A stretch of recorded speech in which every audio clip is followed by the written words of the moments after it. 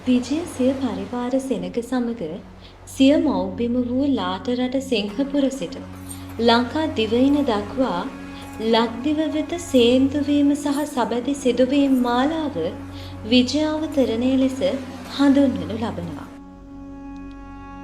විජයාවතරණ පුරාවෘතය එකිනෙකට වෙනස් වූ ආකාර කිහිපයකින් විවිධ ජාතීන් අතර සුරක්ෂිතව පවතින අතර ඉන් වඩාත් ප්‍රසිද්ධියට පත්ව ඇත්තේ පාලි මහාවංශයේ පිළිවෙලින් සවැනි සහ සත්වෙනි පරිච්ඡේද වන විජයාවතරණ සහ විජයාභිෂේක යන පරිච්ඡේද දෙකෙහි ඇති කතා පුවතයි.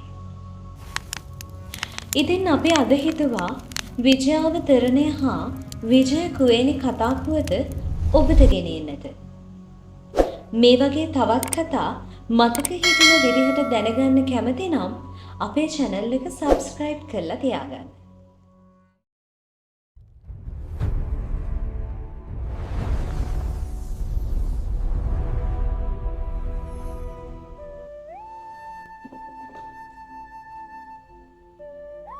බෙන්ගාලයේ වගු රජුගේ හා ඔරිස්සාවේ කලිඟු කුමරියගේ දියණිය ගුජරාට දේශයේ ලාලනහොත් ලාට රට සිංහයෙකු සමග පලා යනවා. ඔවුන්ගේ පුත්‍රයා වන සිංහබාහු කුමාරයා තම මව හා සහෝදරිය සමග සිංහයෝව අතහැර මනුෂ්‍ය වාසයකට යනවා. මෙහිදී සිංහයා කෝපයට පත් වෙනවා.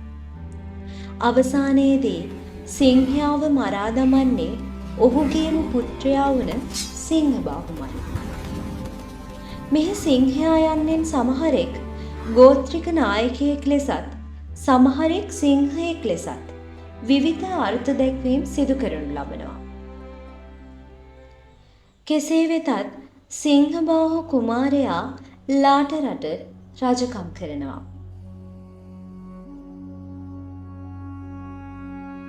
ඔහුට දාව පුතෙක් සිටියා. ඔහු නමින් විජය.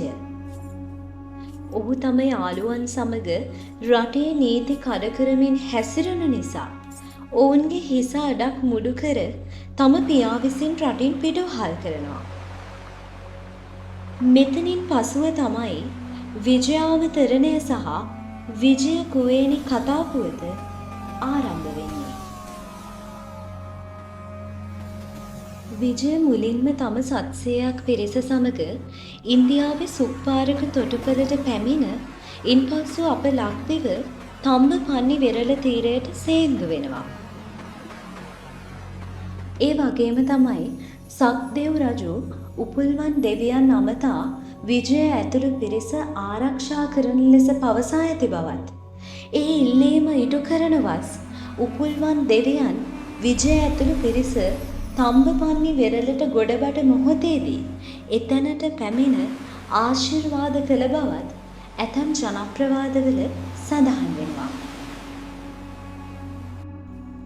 මහාවංශය, බෝධිවංශය, රාජාවලිය, රාජරත්නාකාරය හා සියපස් මල්දම යන කෘතිවලට අනුව නම් විජයාවතරණය බුද්ධ පරිනිර්වාණය දින බව පැවසුවත් ඇතැම් ජනප්‍රවාදවලට අනුව නම් එය සිදු වෙලා තියෙන්නේ බුද්ධ පරිනිර්වාණයෙන් සත්දිනකට පසුවයි.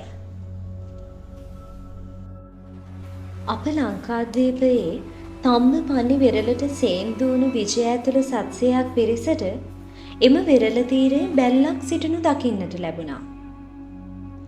එයින් මේ අවට මිනිස් වාසයක් ඇති බව වටහාගත් විජය තම සගයෙක් යවා සෝදිසි කර බලන ලෙස පැවසුවා.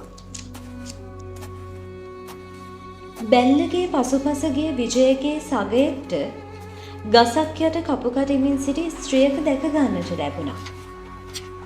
ඇය ඇගේ මායා බලයෙන් මොහු සඟවා ගත්තා. මෙසේ වරින් වර ඇය වෙත පැමිණි විජයගේ සියලු සගයින් ඇය සඟවා ගන්නට වුණා. සගයින් ගැන තොරතුරක් නැති වුණ නිසා අවසානයේ විජය ඔවුන්ව සොයා ඇය අසලට පැමිණියා. මිත්‍රයින් සඟවා සිටින්නේ ඇය බව විජය තේරුම්ගෙන ඇයව බියවද්දා තම සගයින්ව නිදහස් කරගත්තා. ඇය නමින් කුවන්නා හෙවත් කුවේනියයි. ඇය ලංකාවේ විසූ ස්වදේශික යක්ෂ කුමරියක්. මහාවංශයට අනුව නම් ඇය යක්ෂ ස්ත්‍රියක්. පසු විජය කුමරු කුවේනියගේ සිත දිනාගත්තා. විජය කුමරට වුවමනා කළේ කෙසේ හෝ යක්ෂයින් මරා දමා ලක්දිව රජ බවට පත්වන්න. ඒ කාර්යය සඳහා කුවේනියගේ සහාය ලබා ගන්න විජයට හැකියාව ලැබුණා. දිනක් යක්ෂ ගෝත්‍රිකයින්ගේ උත්සවයක් පැවැත්වූ දිනක විජයගේ සේනාවන් එතනට කඩා පැන යක්ෂයින්ව මරා දැමුවා. එයින් බේරීමට හැකි වූ ඇතැම් යක්ෂ ගෝත්‍රිකයින් වනාන්තරයට ගොස් සැඟවුණා. මේ පහර දීමෙන් පසු යක්ෂයින් මරා දමා විජය ලක්දිව රජ බවට පත් වුණා. ඉන්පසු කුවේනියව තම බිසව බවට පත් කරගත්තා. මෝන් අඹු සැමියන් ලෙස කලක් ආදරයෙන් කල් ගෙව්වා.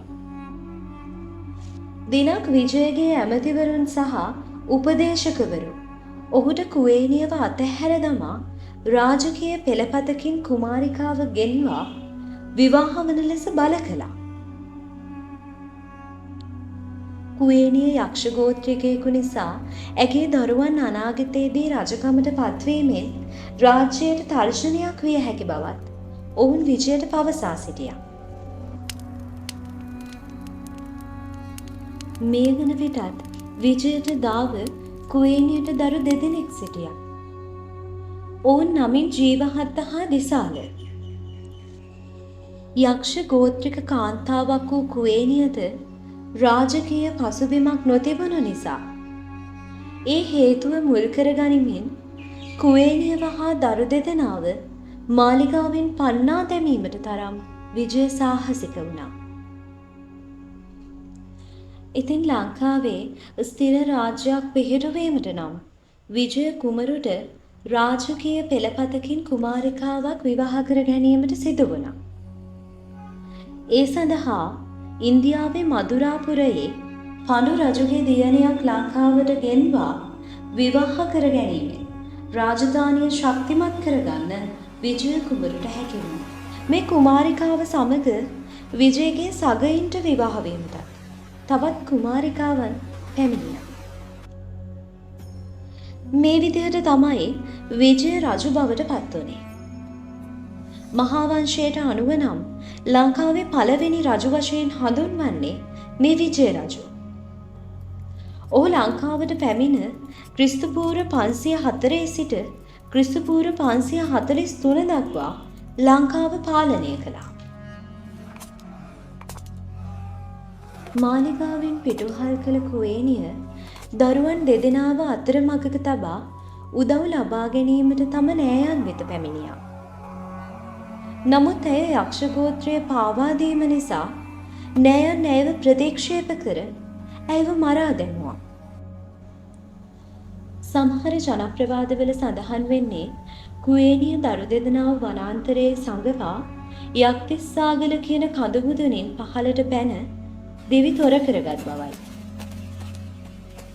තම මව නැවත නොපැමිණි නිසා කුවේනියගේ දරුවන් දෙදෙනා වනාන්තරය ඔස්සේ ගොස් සබරගමුවට පැමිණියා.